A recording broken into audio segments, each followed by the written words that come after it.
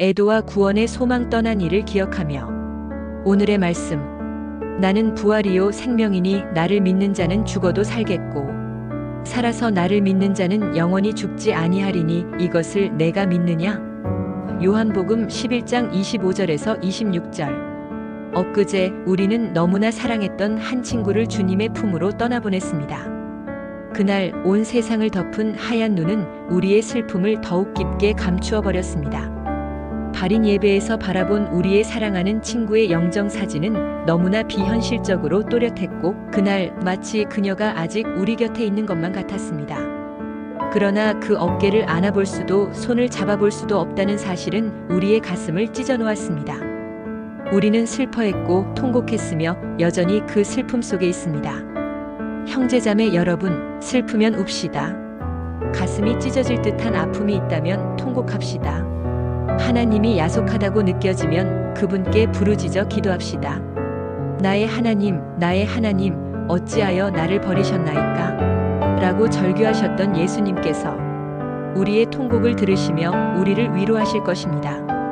하지만 한 가지 분명히 우리가 기억해야 할 것은 우리의 사랑하는 친구가 지금은 예수님의 품에 안기어 그 어느 때보다 평안한 미소를 짓고 있다는 사실입니다. 그녀는 이제 모든 고통에서 벗어나 부활의 소망 안에서 영원한 안식을 누리고 있습니다. 지난주 우리는 이곳에서 그 사랑하는 친구와 함께 웃고 뛰며 즐거운 나눔을 가졌습니다. 그 순간들은 이제 우리의 소중한 추억이 되었습니다. 우리가 그 기억을 추억하는 것이 곧 예배입니다. 사랑했던 순간들을 떠올리고 눈물 속에서도 감사의 마음을 품는 것이 바로 하나님께 드리는 예배입니다. 죽음을 넘어선 구원의 계획. 구원은 단순한 사후 세계의 보장이 아니다. 우리가 경험한 친구의 죽음이란 현실은 우리 인간의 한계를 분명하게 인정하게 만들지만 동시에 하나님의 구원을 깊이 바라보게 합니다. 이번 주부터 우리는 구원이 무엇인지에 대해 생각해 보려고 했습니다. 그런데 우리의 친구가 우리 곁을 떠났군요.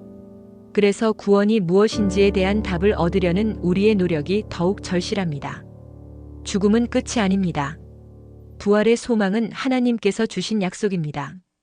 예수 그리스도께서는 부활하심으로 죽음을 이기셨고 우리에게도 부활과 영생을 허락하셨습니다.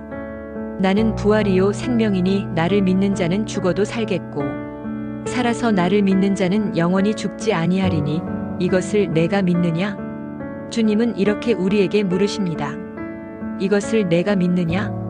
우리는 이 약속을 붙잡고 믿음으로 살아갑시다. 죽음에 대한 두려움이 우리를 넘어뜨리려 할 때마다 부활의 소망이 우리를 일으켜 세울 것입니다. 이것이 곧 우리의 구원입니다. 우리가 죄인이지만 주님의 자녀로 삼아주심이 구원입니다. 영원히 죽을 수밖에 없는 인생이 부활하고 영생을 얻게 되는 것이 구원입니다. 그러나 구원은 단순히 죽음 이후 천국에 가는 것만은 아닙니다. 낙심하고 절망하는 자리에서 다시 일어서는 것이 구원입니다. 깨어진 관계가 회복되는 것이 구원입니다. 무너진 마음이 다시 회복되는 것이 구원입니다. 구원은 지금 이 순간 우리의 삶을 변화시키는 능력입니다. 구원은 새로운 삶을 향한 부르심입니다. 사랑하는 친구를 잃은 우리의 슬픔은 크고 깊습니다. 그러나 하나님께서 우리 친구를 사망에서 건져내시고 영생과 부활을 허락하셨음을 믿으며 감사합시다. 하나님은 우리에게도 동일한 소망을 주셨습니다. 천국에서 다시 만날 것을 확신하며 그녀를 하나님께 맡깁시다. 이번 주 예배는 이렇게 드리길 원합니다. 기억하며 추억하며 통곡하며 감사하는 예배.